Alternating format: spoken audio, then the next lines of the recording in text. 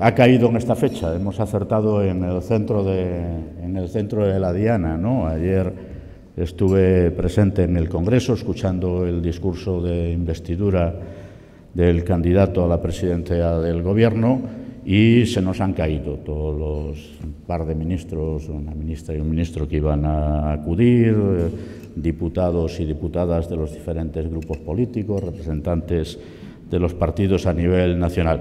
Pero seguro que nos van a oír, por esto no hay ningún problema, están haciendo su trabajo, que es lo que tienen que hacer en este momento. Les agradezco de todas maneras, de todo corazón, el que hubieran reservado esta fecha, aunque hoy no puedan estar aquí acompañándonos.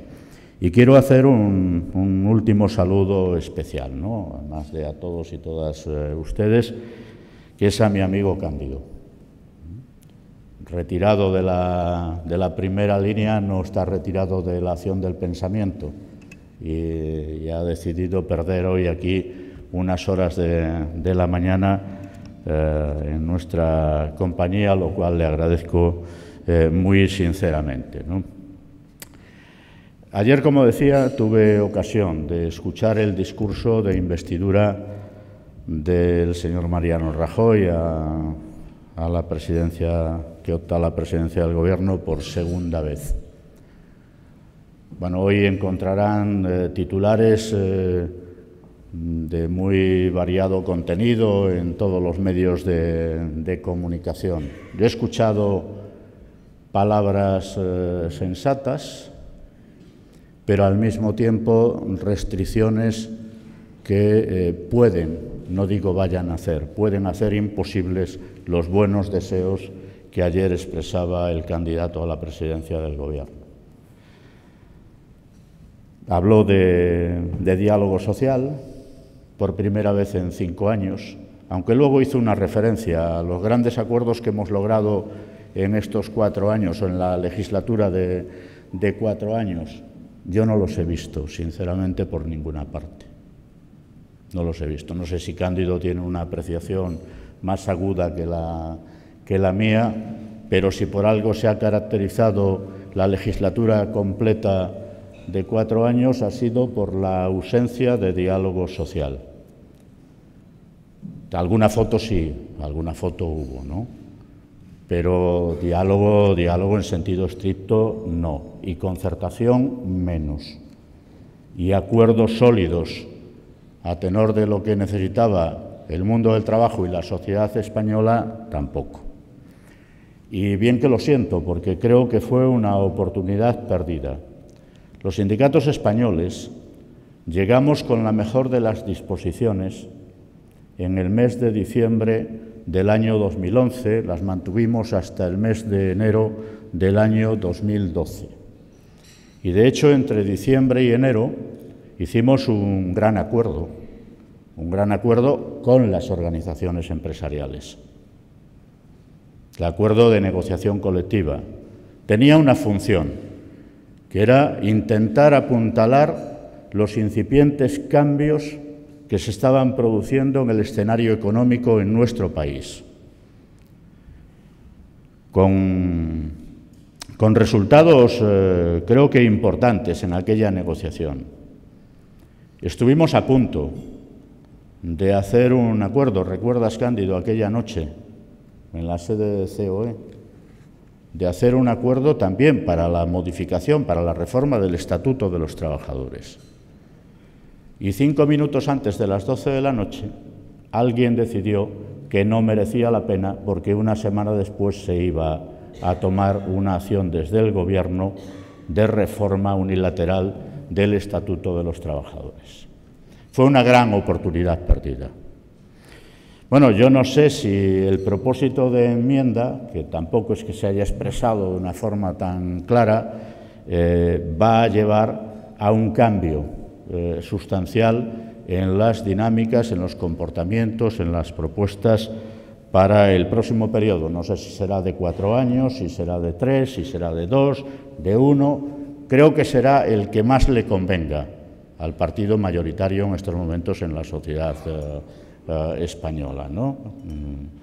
En función de las expectativas electorales.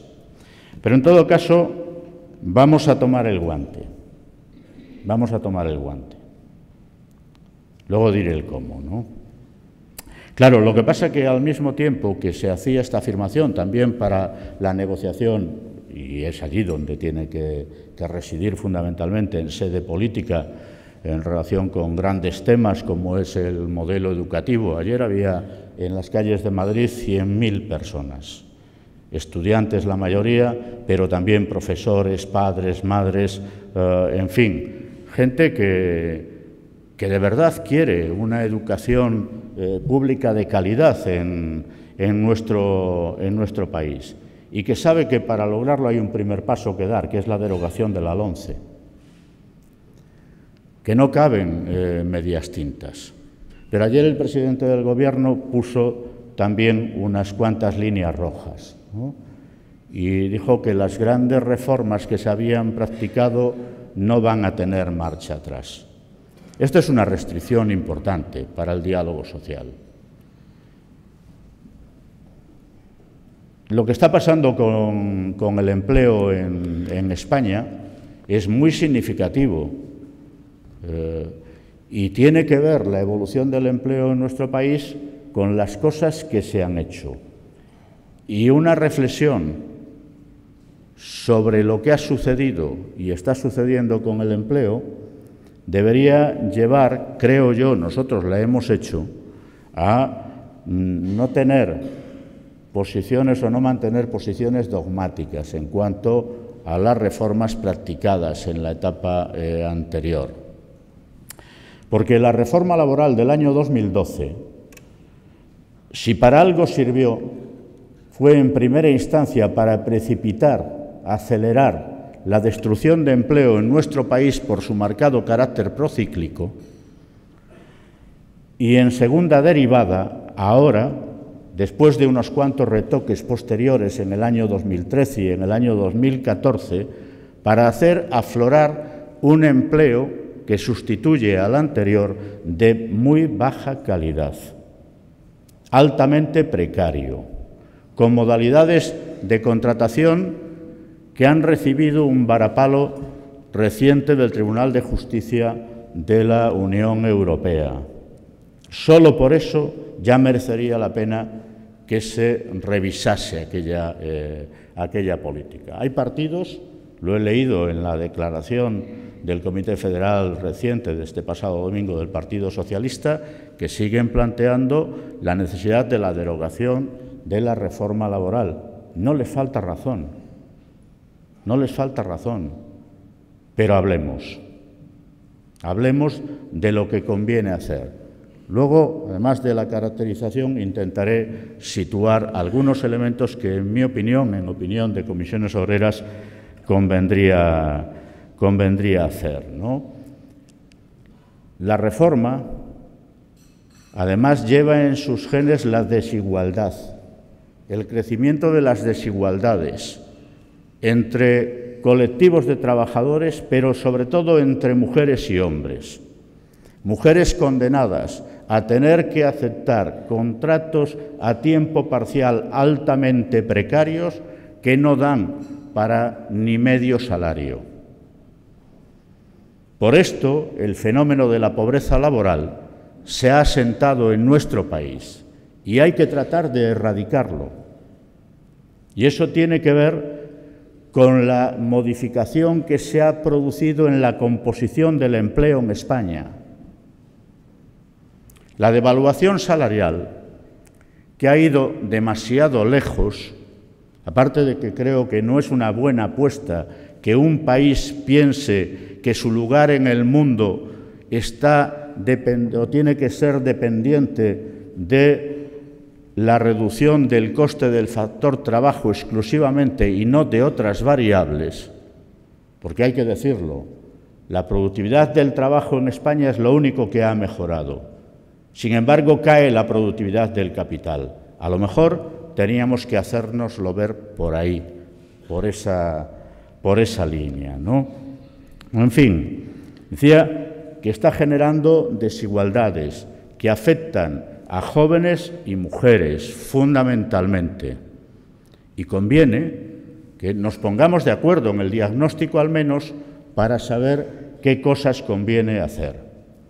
Pero ayer dejó otra restricción en su discurso, que es la de la senda de consolidación fiscal. Con una senda de consolidación fiscal como la que se ha enviado a Bruselas, no se pueden construir unos presupuestos generales del Estado que tengan como función, que es la que debieran tener, impulsar el crecimiento económico. Aquí veo a la gente de Seopan. Hace unos días tenía ocasión de compartir en su sede una charla muy agradable en torno al futuro, la situación de las infraestructuras en nuestro país. Si no hay unos presupuestos generales del Estado que apuesten por la inversión pública, se nos va a caer la red de infraestructuras porque no hay ni mantenimiento de la misma. Vamos a seguir retrasando el despegue en nuestro país. No es la alta velocidad, son otras cosas, son las redes, son los modos de interconexión, es la brecha digital que España tiene. Pero es que no es sostenible el modelo social. Se han retirado del gasto en sanidad, educación, dependencia, servicios públicos, servicios sociales, en estos años del orden de 50.000 millones de euros. Esta legislatura tenía que ser la del inicio de la recuperación de la calidad perdida por el modelo social. ¿Y qué pasa con las pensiones? Este año vamos a ir a un déficit de 18.000, 17.000 millones de euros. El fondo de reserva es finito y si otra vez se vuelve a suspender la aplicación del artículo que prohíbe al Gobierno tirar de más de 3.000 millones de euros del fondo para el año 2017, en el 18 se habrá agotado el fondo de reserva de la Seguridad Social. Con una senda de consolidación fiscal como la que planteó el Gobierno en funciones a Bruselas, que pasa porque el año que viene tengamos que dejar el déficit en el 3,1. Este año va a terminar más cerca del 5 que del 4,5. Y en el año 19, en el 1%, no hay posibilidades de una política presupuestaria adecuada para enfrentar los desafíos que tiene por delante la sociedad española. Claro que necesitamos un gobierno, pero no vale cualquier gobierno, o no vale cualquier gobierno para cualquier acción de gobierno. Y aquí me van a permitir el único reproche. La izquierda española, las fuerzas del cambio, no solo la izquierda española, no han estado a la altura de lo que demandaba la ciudadanía con su voto en diciembre del año 2015. Y estamos ya asistiendo a una frustración de las expectativas de cambio en nuestro país. Era posible, pero entretenidos en otras cosas, al final tendremos un gobierno continuista o de continuidad. Espero que en España no se instale por un largo periodo un ciclo conservador.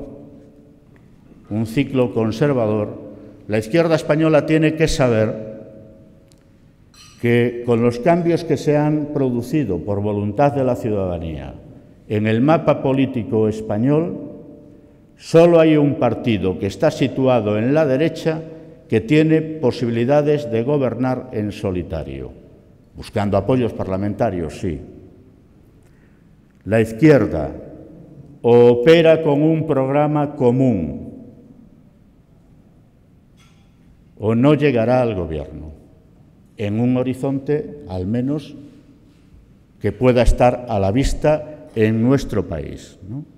Y esto en un contexto europeo e internacional, con las derivas que Nicolás señalaba y algunas otras, pues puede resultar pues realmente dramático para nuestro país, ¿no? En fin, necesitamos un gobierno. Había que acabar con la excepcionalidad. La única buena noticia de este momento político en la historia de España es que no va a haber terceras elecciones. Bueno, por el momento. Por el momento. Yo no sé si las habrá dentro de un año, si las habrá dentro de 2, de 3 o de 4, con el agotamiento de la legislatura. Como mejor convenga, insisto. Pero no va a haber elecciones. Por lo tanto, ahora ya hay que ponerse a trabajar. La economía española ha funcionado con el impulso de factores externos por inercia, el efecto rebote y porque, a pesar de todo, a pesar de tener más de 4,5 millones de personas en situación de desempleo y los bajos salarios que genera la economía española, al menos para los nuevos empleos en este momento, pues el consumo ha tirado, el consumo privado ha tirado, por una conjunción de elementos que difícilmente se van a mantener para el año próximo, que es inflación en negativo y crecimiento moderado, pero crecimiento de los salarios, que ha derivado en que si de media los salarios han crecido el 1,3% el año pasado y el 1,1% este año, asociado a la inflación negativa, la mejora de poder adquisitivo de la gente ha superado un poquito el 2%. Pero esto ya no se va a mantener para el año próximo. Tampoco sabemos si se va a mantener la liquidez ilimitada procedente del Banco Central Europeo, si el tipo del cambio euro-dólar va a seguir siendo tan favorable o si el precio de los hidrocarburos seguirá a la baja. Además de lo que pasa con el turismo, llevamos varios años excepcionales, bueno, salvo para la gente que trabaja en los hoteles, para el excedente empresarial. Lo que haya de hacerse el año que viene, intentaré no alargarlo demasiado, esta parte última ya, tiene que ponerse en relación con la situación en la que está la gente en nuestro país. Ha mejorado la macroeconomía, hemos dejado atrás la recesión, pero la crisis y sobre todo los efectos de la gestión de la crisis está muy presente en España. Y está presente en forma, como decía, de pobreza laboral, de bajos salarios, de precariedad en la contratación. Seguimos teniendo hoy menos empleo que el que teníamos en el año 2010, no ya en 2007, en el año 2010. A falta de analizar con detalle los datos de la encuesta de población activa. Dicen todos los analistas que al ritmo de creación de empleo que tiene la economía española no llegaremos al empleo que teníamos en volumen, no digo en calidad, en el año 2007 hasta el año 2021. Son muchos años perdidos en términos de empleo. Y esto tiene efectos muy importantes sobre variables que están en la mente de todos. En el extremo, las pensiones, ¿no?, que están padeciendo la situación de la crisis de empleo y de calidad de empleo que vive nuestro país. Se ha reducido el paro, pero se ha reducido más estadísticamente el desempleo que empleo se ha generado por afloramiento de nuevo trabajo. Porque hemos tenido trimestres, no sé en este, ya veremos qué dice la encuesta de población activa, donde se han trabajado menos horas en el año 2015 y 2016 que en el año 14 y en el año 13. Es decir, reparto espúreo del trabajo. No ha habido una reducción voluntaria ni por parte de la gente ni por parte de las empresas de la jornada laboral. Es el efecto de la contratación a tiempo parcial, fundamentalmente, la proliferación de contratos a la carta, de contratos de horas, de contratos de días, de contratos de semana. Somos británicos ya a ese nivel. Por lo tanto, en fin, esto nos tiene que llevar a pensar que hemos de hacer cosas en materia de empleo. ¿Y qué cosas? Bueno, pues hemos de poner en marcha un plan de choque para el impulso del empleo. Pero esto es solo una frase, ¿no? Para impulsar el empleo y ese plan de choque no vale con una política de bonificaciones que va regando dinero público por las empresas.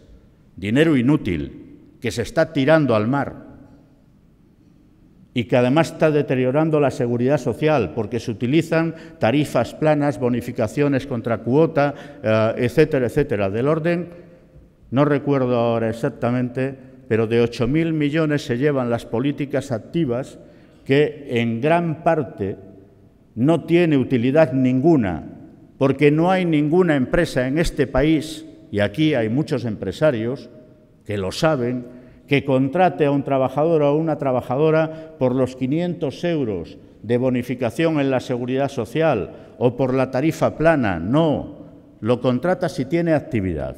Y si no hay, por ejemplo, un plan de infraestructuras adecuado o un plan de vivienda o de rehabilitación urbana o de impulso de los sectores industriales, no habrá empleo. Si se restringen los recursos en la sanidad, se reducen en la educación, en la atención a las personas dependientes, en la familia, en los servicios públicos y sociales, no habrá empleo. El empleo que necesita la sociedad y la economía española no va a venir ya, sería un drama que volviera, de la actividad de la construcción residencial. Tiene que situarse en un nivel, en la media que está en Europa, tiene que venir de otros factores. Y uno de ellos tiene que ver con el impulso de lo público. Bueno, dos de ellos. Uno, la actividad alrededor de las infraestructuras y el otro en la atención a las personas, que es donde están los nichos de futuro de empleo, porque si no, España corre el riesgo de cronificación del paro en 2 dígitos, de aquí para adelante, con los efectos que todos estamos viendo en relación con los jóvenes que tienen que buscarse el empleo fuera de nuestro país, etcétera, etcétera. Plan de choque por el empleo, que es un plan por la economía.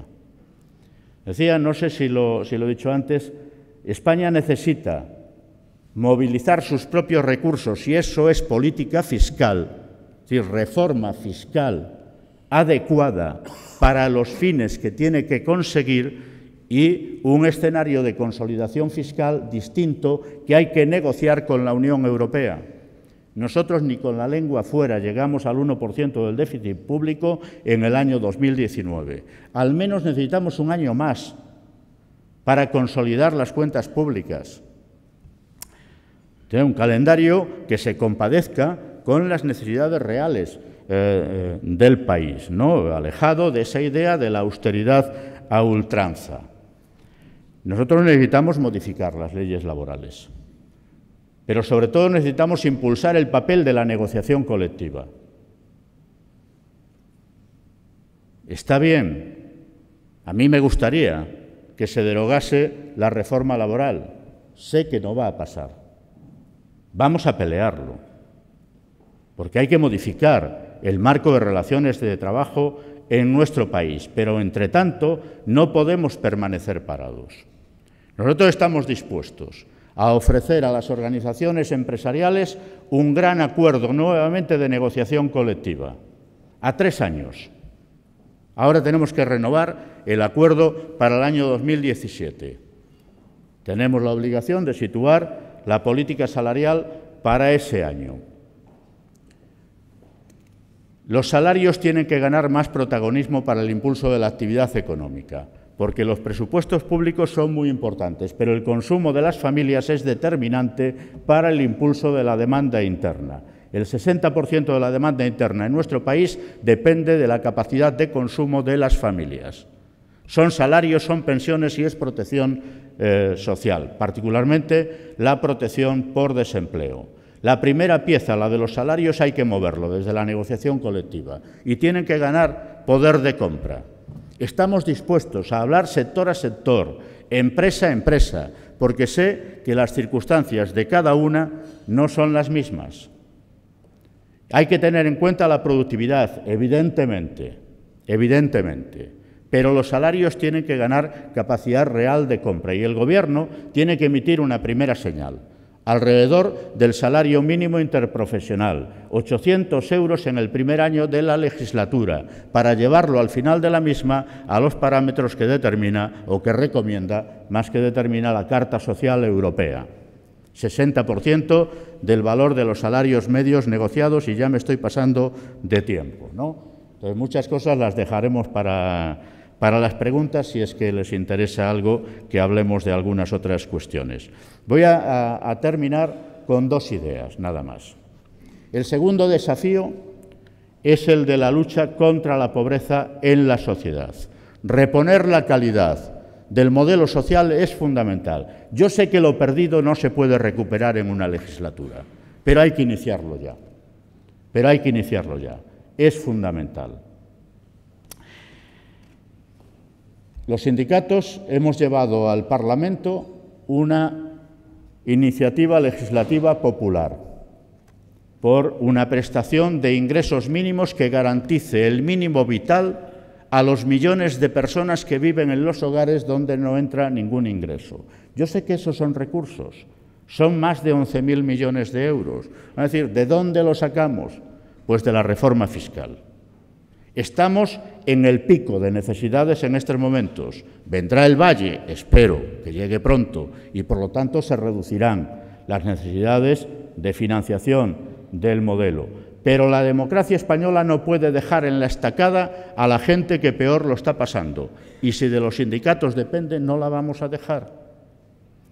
Y está el sistema de pensiones. Y termino con esto. Antes decía alguna cosa en relación a la situación del fondo de reserva. La crisis de empleo es determinante para la evolución del sistema de pensiones en nuestro país. Corregir esa situación pues es clave para dar solidez al sistema de pensiones. Pero aunque la corrijamos, todos y todas sabemos desde hace mucho tiempo cuál va a ser la evolución demográfica. Sabemos que en el año 2030-2040 tendremos 15 millones de pensionistas y jubilados en nuestro país. Sabemos también, aunque miremos para otro lado, que el sistema necesita 4 puntos adicionales de financiación en términos de Producto Interior Bruto, no mañana, de aquí a ese periodo o en este periodo. Y por lo tanto, ya no cabe hablar de la seguridad social como se hablaba hace unos años. No cabe mantener el signo de la reforma realizada en 2013 que supuso la voladura, espero que solo temporal, del Pacto de Toledo por el actual Gobierno, factor de sostenibilidad y fórmula de revalorización de las pensiones. Esto hay que corregirlo, porque si no se corrige y no se actúa sobre los ingresos, la tasa de reposición, que hoy está por encima del 70%, en el año 2050 quedará situada por debajo del 50%. Por lo tanto, mucha menor calidad para las pensiones en nuestro país. Los presupuestos generales del Estado tienen que completar la financiación.